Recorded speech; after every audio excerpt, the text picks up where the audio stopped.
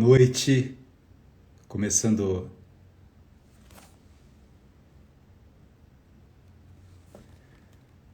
Boa noite, começando mais um curso de filosofia. Hoje o tema que eu escolhi para nossa última live do ano é vocação. Acho que é muito legal a gente poder refletir um pouco sobre o ano que passou, sobre o que nós vivemos.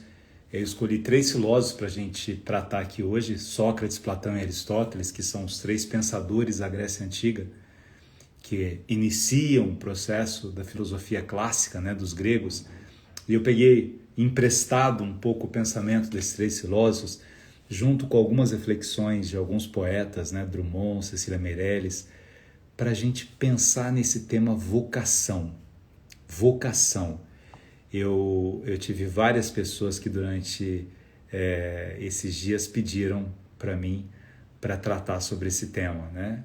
Pessoas que têm, enfim, dúvidas sobre o que fazer no mundo, que lugar gostariam de estar no mundo. Eu acho que a gente pensar um pouco sobre a nossa vocação nos ajuda a encerrar um ciclo e a começar um outro ciclo. É isso que significa o fim de um ano e o início de um outro ano. O que eu tenho que deixar de trás? O que eu tenho que fechar, encerrar? Que roupas eu tenho que tirar do meu guarda-roupa que não servem mais no meu corpo, que não dizem nada mais para mim, para que eu possa abrir espaços para que outras roupas possam ocupar essa parte agora aberta por mim, né? O que eu tenho que tipo de hábito eu preciso deixar de lado? Que tipo de comportamento, de pensamento eu preciso deixar de lado para me ocupar com outros comportamentos, com outros pensamentos. A palavra vocação, ela é um termo latino, né, que vem do latim, vem de vocare, que significa chamado. Eu sou chamado para quê? Interessante que às vezes a gente pensa no conceito de vocação como uma palavra religiosa, né? Fulano é vocacionado para ser padre, para ser pastor, para ser pregador.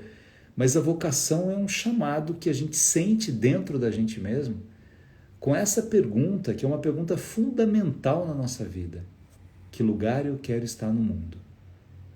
Qual é o ambiente que eu quero fazer com que minha vida se realize, né? Onde eu quero florescer na minha história? Nós temos muitas possibilidades no nosso existir. E dentro desse nosso existir, eu preciso encontrar qual é o meu lugar no mundo. Qual é o meu espaço da existência? Porque aí, mesmo que algumas coisas sejam complicadas na vida da gente, e serão complicadas, mesmo que algumas coisas sejam dolorosas na vida da gente, e serão dolorosas, mas você sente que é aquele lugar que você quer estar no mundo. É aqui, trabalhando nesse hospital, trabalhando como enfermeira, é aqui, trabalhando nessa sala de aula, trabalhando como professor, é aqui nessa loja, trabalhando como vendedor, é aqui nesse táxi, trabalhando como motorista de táxi, cruzando a cidade de um lado ao outro, dirigindo, ouvindo histórias, contando histórias. É aqui como secretário, como secretária, é aqui como fotógrafo, é aqui como artista, é aqui como não sei, como fonoaudiólogo, como fisioterapeuta, como...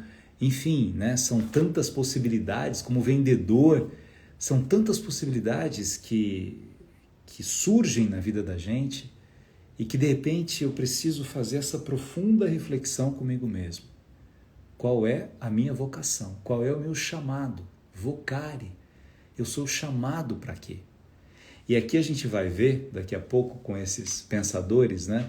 Como é que Sócrates, Platão e Aristóteles, como é que eles nos ajudam a perceber se esse chamado é algo real ou se é apenas um desejo para suprir as minhas carências, para que eu possa ser aplaudido por algumas pessoas.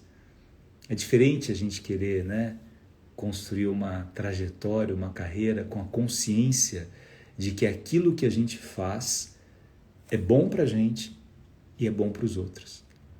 Que aquilo que eu faço é capaz de me realizar humanamente e, ao mesmo tempo, aquilo que eu faço é capaz de dar significado à vida das outras pessoas. Drummond tem um poema em que ele diz assim: eu acredito que a poesia tenha sido uma vocação embora não tenha sido uma vocação desenvolvida conscientemente ou intencionalmente. Minha motivação foi essa: tentar resolver, através de versos, problemas existenciais internos. São problemas de angústia, incompreensão e inadaptação ao mundo. Esse é Drummond. Drummond reconheceu dentro dele um vocare, um chamado, uma vocação para a poesia. Mas esse chamado que Drummond diz que reconheceu dentro dele não era o chamado de um poeta que queria aplauso. Não era um chamado de um poeta que precisaria fazer poesia para que as outras pessoas reconhecessem na poesia o seu sucesso, a sua grandeza, a sua glória. Não! Drummond faz poesia pelas mesmas razões que Clarice escrevia os seus textos, Clarice Lispector, e dizia que ela escrevia para tentar entender o mundo que havia dentro dela. Drummond faz poemas para quê? Para compreender as suas angústias, para compreender a incompreensão, para compreender a inadaptação ao mundo. Imagina alguém como Drummond, né? Que a gente lê assim como alguém de uma sabedoria profunda, de uma dimensão poética, de uma capacidade de contar história por meio de uma frase, de uma linha, dizer que havia uma inadaptação dele ao mundo. Minha gente, a gente sente isso às vezes. A gente sente que há uma inadaptação nossa ao mundo. Eu não estou adaptado ao mundo. Porque as coisas que acontecem na minha vida, as coisas que acontecem no mundo na relação comigo mesmo, parece que eu sou uma pessoa de algum outro lugar. E eu não estou satisfeito com o meu existir no mundo. Por quê? Porque eu me decepciono com as pessoas. Porque eu não gosto do trabalho que eu faço.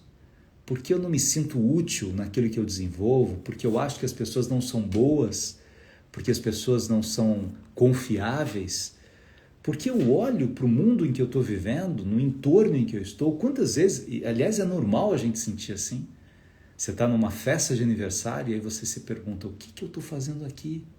Eu não estou adaptado a essa festa de aniversário. Eu estou ali em algum lugar que eu vejo algumas pessoas rindo, mas pessoas contando piadas, e aquelas piadas me incomodam profundamente. E eu falo, mas por que eu aceitei estar aqui? Não é esse o lugar do mundo que eu quero estar? Ou eu estou em algum lugar trabalhando em que eu vejo que as pessoas tramam contra outras pessoas, e falo assim, mas por que eu optei por estar nesse lugar? Por que eu estou aqui? Olha essa palavra, inadaptação ao mundo do Drummond.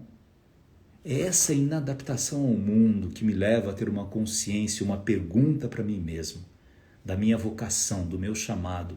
Qual é o lugar do mundo que eu quero estar?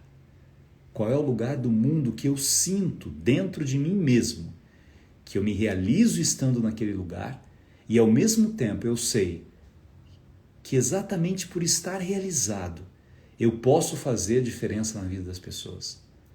Imagina um médico que se realiza sendo médico e que sente o peso da responsabilidade que ele tem nas mãos e que com todos os cansaços acumulados da sua vida, ele sabe que ali, no cotidiano do seu consultório, no hospital em que ele está, ele retira dor das pessoas, ele retira medo das pessoas, ele retira ansiedade das pessoas, ele acalma aquilo que perturba as pessoas. Imagine um juiz que tem aquela carga de responsabilidade nas mãos, de buscar a verdade, de julgar na justiça, de ser correto.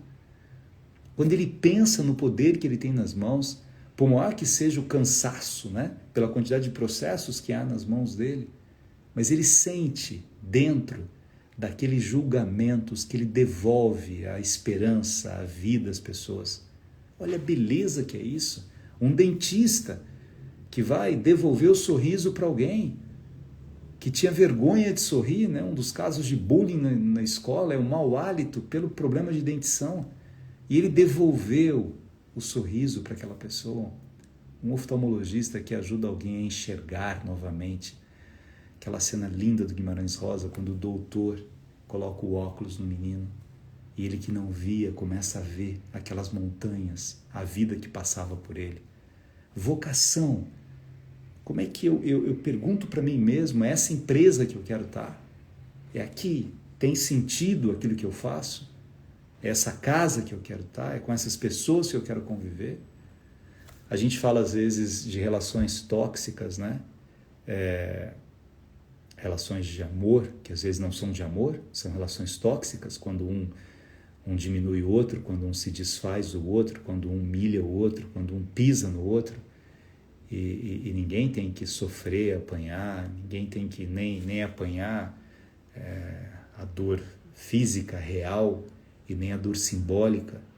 Mas há relações de amizades que são relações tóxicas, relações de amizades em que um se desfaz do outro, ou porque tem mais dinheiro, ou porque tem mais poder, ou porque se acha mais alto, ou se acha mais bonito, ou se acha isso. Eu não tenho que estar nesse lugar.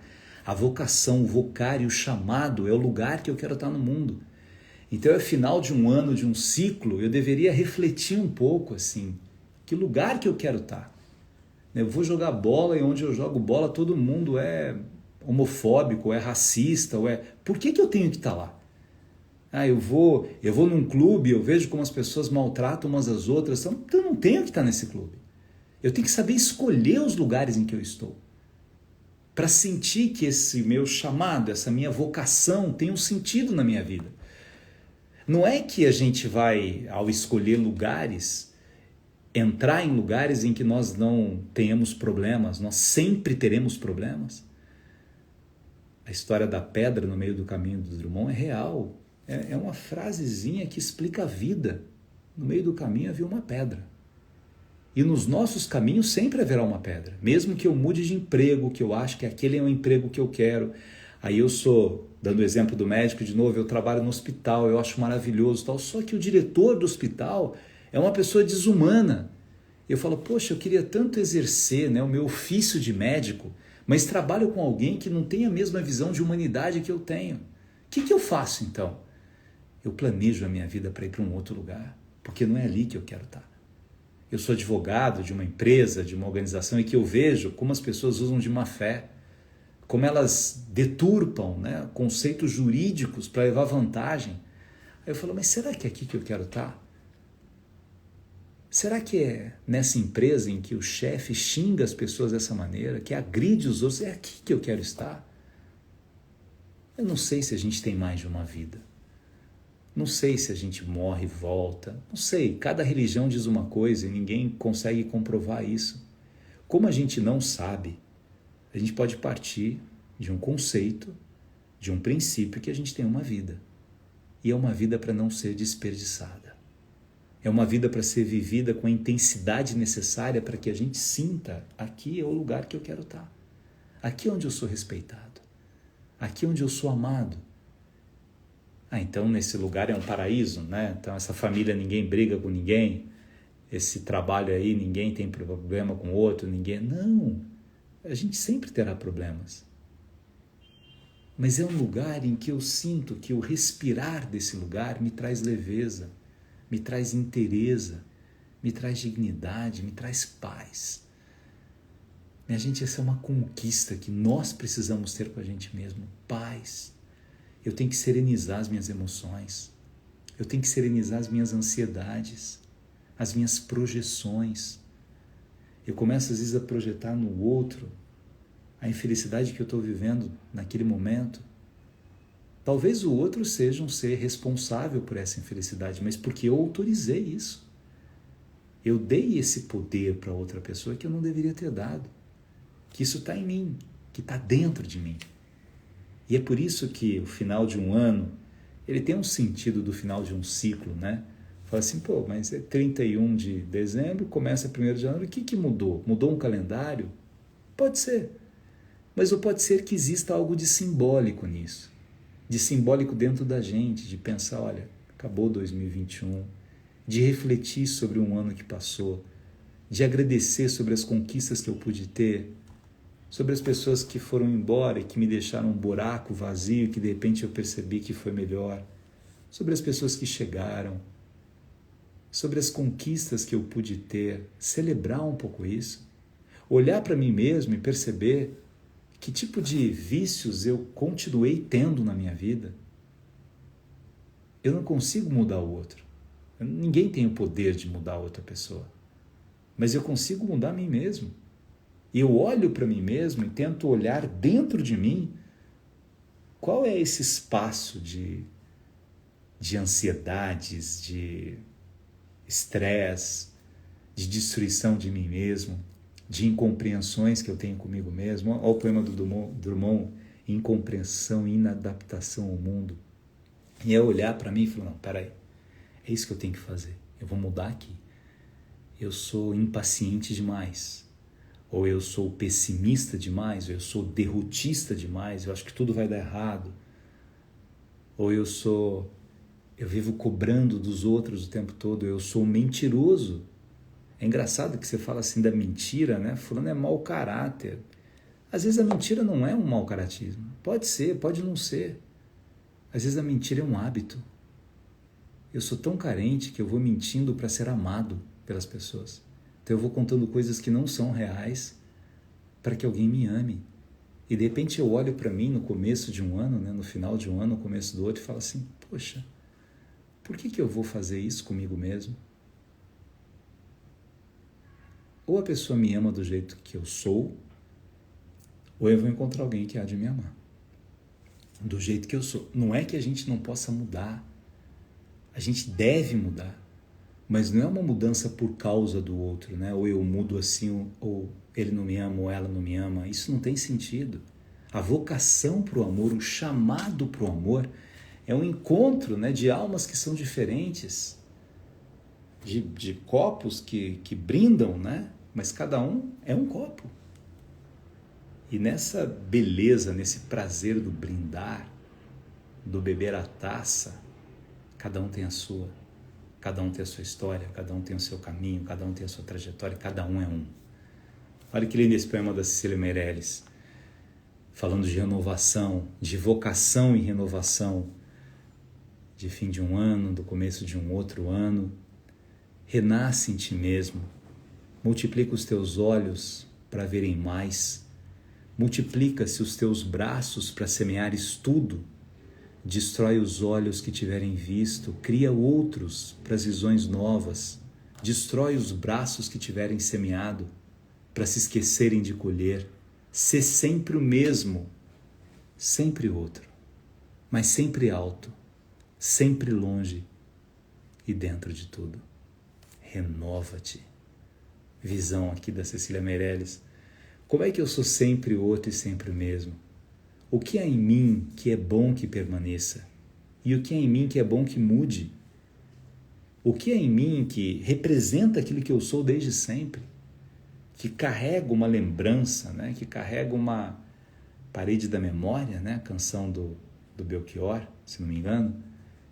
Essa parede da memória que traz tantas coisas dentro de mim e que fazem com que eu com 15, 20, 30, 50, 60, eu seja o mesmo. E ao mesmo tempo eu seja outro, eu seja sempre outro. Porque há renascimentos, né, se realizando dentro de mim, para que a minha vocação possa ser cumprida, para que eu sinta isso. É a última live do ano, por isso que eu estou falando, né, para quem entrou depois, junto com vocação, falando de final do ano, né? A gente ainda está antes do Natal.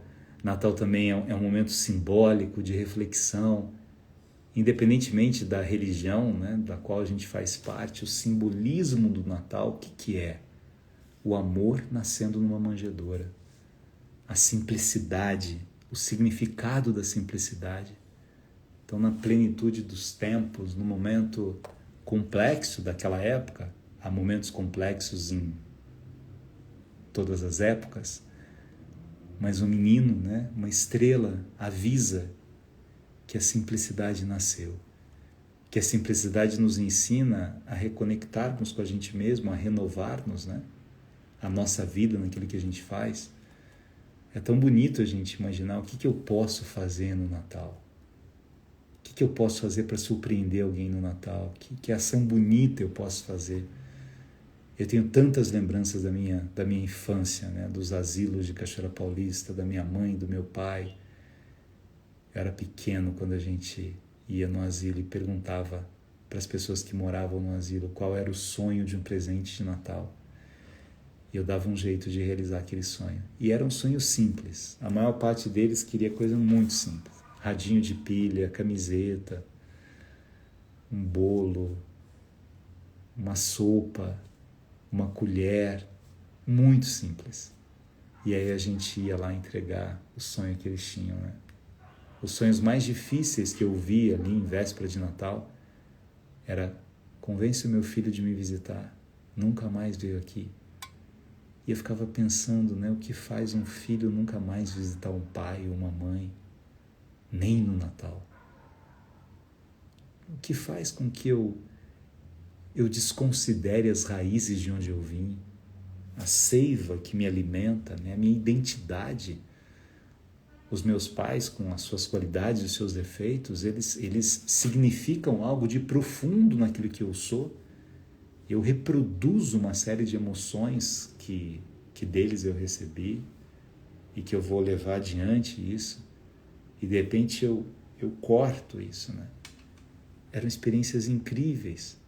Aliás, a minha vocação de escritor nasceu no asilo, nesses trabalhos, em Natal, em Páscoa, com uma mulher que eu já contei várias vezes, chamada Ermelinda, que era uma contadora de histórias. Eu ficava ali, ouvindo as histórias dela, num asilo. Depois ela foi perdendo a visão e eu lia os livros para ela, já com 6 anos, 7 anos, 8 anos. Eu ficava lendo para Ermelinda, lendo Monteiro Lobato, lendo Cecília Meirelles, lendo o que ela tinha, né? Lendo Lígia Fagundes Telles, lendo Machado de Assis, e lendo alto, em voz alta, para ela ouvir. E eu via as emoções que aquela mulher ia vivendo a partir da leitura que eu tinha daquelas obras que ela já conhecia, mas que para ela era importante ouvir novamente. E ali essa mulher sugere que eu escreva um texto, ela vai corrigindo o texto e os livros foram nascendo. Veja que coisa interessante, minha gente. Estou falando aqui de um trabalho voluntário que a gente pode fazer nessa véspera do Natal, né? Cada um na cidade em que vive, com as pessoas que puder fazer. Às vezes é no asilo, às vezes é uma pessoa que mora na rua da gente, que não tem família, que ninguém visita. Mas eu ia para um asilo para alimentar de esperança aquelas pessoas, para ficar ali, né? Porque às vezes no asilo não é o que você leva, é você, é a sua capacidade de ouvir. São pessoas que têm muita história e não tem ninguém para ouvir aquelas histórias. Então eu vou até lá para ajudar aquelas pessoas e aí dali nasce um escritor. Eu que saio ajudado. E essa é uma verdade incontestável. Quem dá, recebe.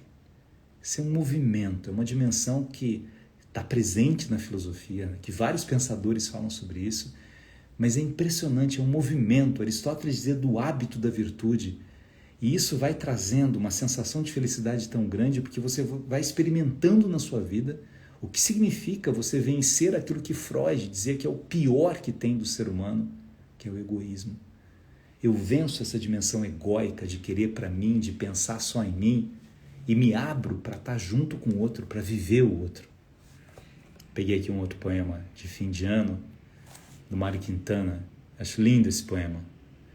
Lá bem no alto do 12º andar do ano, vive uma louca chamada Esperança.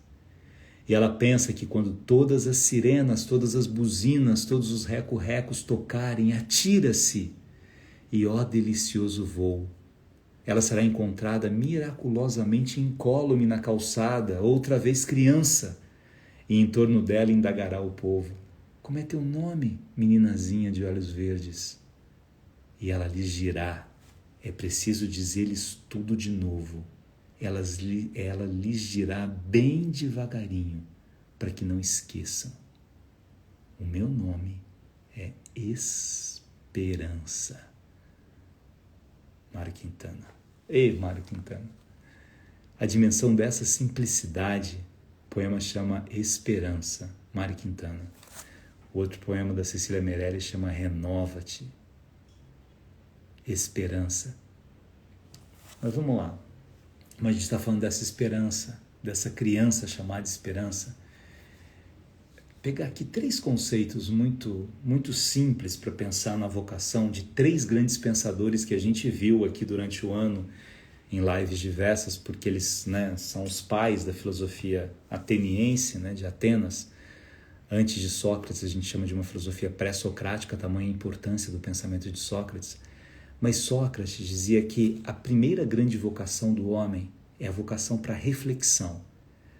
Ele dizia que uma vida sem pensamento, uma vida sem reflexão, não vale a pena. Uma vida só vale a pena quando eu sou capaz de pensar. Quando as pessoas pensam por mim, não valeu a pena. Quando as pessoas decidam por mim, quando eu sou gado, quando eu sou massa de manobra, quando eu sou conduzido, e conduzido por mentiras, por inverdades, conduzido por seduções, né, a boas e a ruins também, eu não reflito. Eu preciso exercer essa vocação para reflexão. Eu preciso refletir. Eu nasci para isso.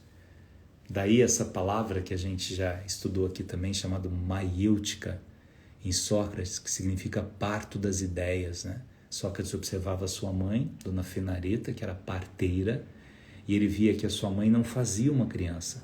Ela ajudava uma criança a nascer. E é isso que os professores têm que fazer com os alunos, e é isso que nós precisamos fazer com a gente mesmo e com os outros, ajudar o que há dentro da gente a nascer. Dentro de nós se esconde talentos impressionantes. É que às vezes nós sabotamos a nós mesmos, a gente não acredita no talento que a gente tem. E a vocação é uma crença que eu preciso ter nesse meu talento. Quantas vezes chega uma pessoa, né, para mim, depois de uma palestra, assim, poxa, Alita, eu queria ter esse talento de falar em público, eu não nasci para falar em público. Minha gente, isso não é que eu nasci para falar ou não falar. Desenvolve. A nossa inteligência, né, ela tem uma elasticidade impressionante. Eu trabalho com a minha timidez, eu trabalho com o medo que eu tenho, e aí eu consigo exercitar aquilo que para mim é tão importante, que eu gostaria tanto. Primeira vocação é a vocação para a reflexão, de Sócrates. Para Platão, a primeira vocação é a vocação para a virtude. O que é essa vocação para a virtude, né? Platão é aquele que falava do mito da caverna. Dizia que algumas pessoas estavam dentro de uma caverna, fechadas de costas para a caverna, de frente, né, para o fundo da caverna e de costas para a entrada da caverna. E havia fogo e pessoas transitavam com objeto. E as pessoas passam a sua vida vendo sombras, só sombras. E não têm a coragem de sair da caverna e experimentar a vida como ela é. Mas essa experiência da vida tem que fazer com que dentro de mim eu rompa aquilo que me aprisiona. O que me aprisiona? O que me aprisiona? A arrogância me aprisiona? O medo pode me aprisionar? O egoísmo que a gente está falando me aprisiona? A vingança? Imagina alguém viver pensando como é que eu vou me vingar de alguém que fez algum mal para mim. Olha a prisão que essa pessoa vive. Alguém que passa a vida querendo descontar no outro o que o outro fez para ele. Olha que aprisionamento é esse. A virtude consiste numa compreensão do meu existir. Se Sócrates queria pensamento, Platão quer esse pensamento em ação. Pensamento que faz com que eu seja bom, justo e verdadeiro. Que eu persiga isso na minha vida. Ninguém vive uma virtude na mentira. Ninguém vive uma virtude na injustiça. Ninguém vive uma virtude na feiura das relações com o outro. Nas sujeiras que eu sou capaz de provocar nas relações que eu tenho com as outras pessoas. Vocação para a virtude, para ser virtuoso. Então é interessante que a gente vê tanto essas historinhas, né? Ah, fulano era mal educado com o outro, mas ele continuou sendo bem educado. Ele fez a sua vida, a gente acha bonitinho esses vídeos que as pessoas mandam, né, no final dos anos e contando essas histórias. E na prática não faz isso. Na prática não percebe que a nossa educação, que a nossa gentileza, que a nossa bondade independe do outro. Semana passada eu havia ligado para uma pessoa para discutir uma história, um projeto, e essa pessoa estava mal informada com relação ao que nós faríamos, né? E eu ouvi assim uma quantidade de, como eu diria, qual é a melhor palavra para dizer isso, né? Sei lá, impropérios, de bestialidades, né? E eu fui ouvindo aquilo E assim, evidentemente, quando você é atacado incorretamente, né, você tem uma vontade de reagir àquilo. Mas se você consegue, aquela palavra chamada ataraxia, né, uma paz interior, eu respondi com tanta educação, mostrando que cada ponto colocado era mentiroso. E você constrange um pouco a pessoa que está do outro lado, né? Porque, no fundo, você imagina que exista na sua virtude um poder de trazer para a luz aquelas pessoas que vivem nas sombras, de iluminar um pouco aquela mente tão atormentada por visões equivocadas, incorretas da existência. E Aristóteles? Se Sócrates falava de uma vocação para a reflexão, Platão falava de uma vocação para as virtudes, Aristóteles falava de uma vocação para a felicidade. Felicidade. Lembra da palavra que nós falamos para explicar a felicidade aristotélica? Eudaimonia. Há um daimos, há uma felicidade dentro de mim mesmo, me ajudando a pensar que a minha existência não é do acaso. Eu não estou aqui à toa.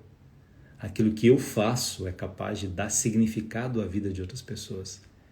E na visão aristotélica, essa eudaimonia, essa felicidade, ela é um hábito. Eu preciso perseguir esse hábito da felicidade. Eu preciso limpar um pouco a minha vida. Preciso deixar de lado coisas que não me dizem nada, que não dizem respeito a mim. Eu me meto na vida dos outros desnecessariamente. Eu gasto tempo da minha vida tentando convencer pessoas que não precisam, talvez, do meu convencimento. Eu insisto em relações incorretas, em trabalhos incorretos, em teimosias incorretas, de coisas pequenas a coisas maiores. Eu nunca me esqueço de um outro lugar que eu morava em São Paulo, e tinha uns vizinhos que iam sempre para a praia nos feriados e sempre voltavam enraivecidos com eles mesmos. Porque como eles iam no feriado e queriam ficar até o final, ficavam 7, 8, 9 horas no carro, enfrentando um trânsito, não sei o quê. Eu falei, nossa, que horror, tal. Eu falei, mas é a primeira vez que isso acontece? Não é a primeira vez. Por que eu insisto naquilo que é errado? Por que eu não consigo refletir sobre as escolhas que eu faço na vida? E ao pensar nessas escolhas, eu falo assim, estou errando. Não estou fazendo uma escolha para a felicidade.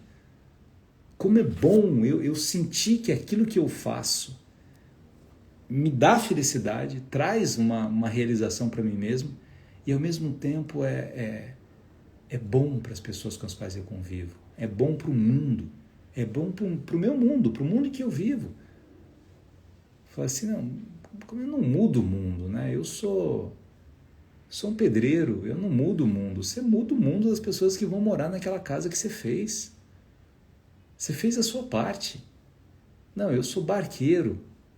Eu transporto pessoas. Você mudou o mundo daquelas pessoas que você transportou como barqueiro. São mundos que se relacionam com o nosso mundo. E essa é a nossa vocação.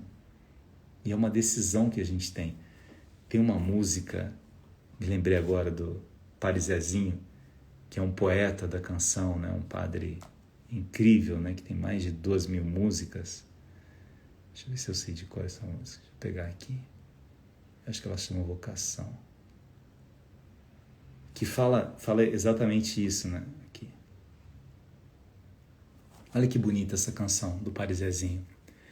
Se ouvires a voz do vento, chamando sem cessar. Se ouvires a voz do tempo, mandando esperar. A decisão é tua. A decisão é tua. São muitos os convidados. Quase ninguém tem tempo. Se ouvires a voz de Deus chamando sem cessar. Se ouvires a voz do mundo querendo te enganar. A decisão é tua. São muitos os convidados. Quase ninguém tem tempo. O trigo já se perdeu, cresceu, ninguém colheu. E o mundo passando fome de Deus. A decisão é tua. Então, quando a gente pensa um pouco, né, da dimensão vocacional que a gente tem, A decisão é tua aí, ó, tua. Nossa, fui de novo numa festa que as pessoas bebem sem parar, todo mundo vomita, não dá para ir embora depois. A decisão é tua. Fiquei 9 horas, a decisão é tua. Fui lá, toda vez que eu vou eu brigo, a decisão é tua.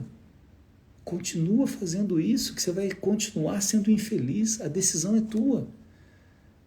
Eu estou dando poder para outras pessoas e não estou exercendo o poder de fazer as escolhas da minha vida. Essa é a dimensão vocacional. A decisão é tua. Eu não estou dizendo assim, não, então seja irresponsável, né? Não estou gostando do meu emprego porque tem alguém mal educado, vou ficar desempregado. Não, planeja a sua vida. Tenha inteligência, né, que todo mundo tem para desenvolver um caminho dentro de você mesmo e pensar onde é que eu quero estar no final do ano que vem. Se não é aqui que eu quero estar, o que eu tenho que fazer para ir para um outro caminho? Mas eu não posso me acomodar em algo que não me realiza, porque se eu não tiver realizado, eu não vou ajudar as pessoas a se realizarem por meio daquilo que eu faço. Não é horrível você ver uma pessoa trabalhando de garçom, por exemplo, e detestando ser garçom, mal-humorado, porque ele não queria estar ali. Fala assim, não, ninguém quer ser garçom. Não é verdade. Tem gente que adora ser garçom, que gosta daquilo que faz. Tem gente que agora adora trabalhar numa cozinha, né? E gosta de cozinhar, e sente prazer de fazer aquela comida, de servir as pessoas com aquilo. É o prazer que ela tem com isso. A decisão é tua. São muitos os convidados, quase ninguém tem tempo. A decisão é tua. A gente ouve voz do tempo, do vento, ouve voz do tempo, e o que a gente faz com a nossa vida depende da gente. Eu falo isso para vocês, minha gente fala isso para mim o tempo todo. O tempo vai passando, né? E eu sou uma pessoa que... Eu gosto muito de agradar as pessoas, e acho que eu aprendi isso com meu pai. Meu pai era um homem muito gentil. Meu pai tinha uma jardinagem de gentilezas na sua alma, né? Numa maneira de tratar. E eu acho que, às vezes, por causa disso, eu também errei muitas vezes em estar em lugares em que eu não gostaria de estar. E aos poucos eu fui aprendendo com elegância a dizer não. Não é esse o lugar no mundo que eu quero estar. Não é essa universidade que eu quero trabalhar. Eu quero continuar trabalhando na universidade, mas não aqui. Não é esse espaço que eu quero estar. Eu preciso compreender onde eu me sinto útil e, ao mesmo tempo, onde eu me realizo. Isso é vocação. Isso é um chamado que há dentro da gente, que faz com que o tempo todo a gente se pergunte: onde eu quero estar no mundo? Onde eu vou me realizar? E eu quero agradecer vocês por esse ano maravilhoso, pelas lives, pelas mensagens que vocês deixam, pelos comentários que eu leio depois. Durante a live não dá para eu ver todos os comentários, depois eu leio alguns que vocês deixam, né? E esse curso não vai acabar, não, a gente volta em janeiro. É que agora vou viajar um pouco, tenho que escrever, então entre o Natal e o Ano Novo eu tô fora, mas começo de janeiro a gente volta. Continua esse curso ano que vem, com temas que vocês sugerem, refletindo a filosofia. Eu acho muito legal a gente trazer as filosofias do cotidiano, né? Para isso, para discutir a nossa vocação, para discutir a felicidade, para discutir o que a gente tem para discutir. Então eu quero agradecer muito, desejar que no Natal seja um momento desse pensamento, né? Eu vi um cardzinho hoje dizendo assim, Jesus, eu quero ganhar de Natal, não sei o quê. Aí ele fala assim, mas o aniversário não é meu? O que a gente pode dar de presente para Jesus? Talvez a nossa felicidade, a nossa paz, né? Um olhar para a gente mesmo e falar assim, estou aprendendo com as minhas quedas, estou aprendendo com os meus tombos, estou aprendendo com os meus joelhos machucados, estou aprendendo com as minhas mãos calejadas, estou aprendendo. E é isso. Que no Natal seja o momento de a gente aprender, e que o Ano Novo, eu sempre, né, desde criança, depois na época de seminário, uma vez um padre ensinou pra gente que a gente precisava colocar 3 propósitos de Ano Novo dentro de uma Bíblia. E aí é uma meditação que a gente faz, olha, esse ano eu quero isso, isso e isso.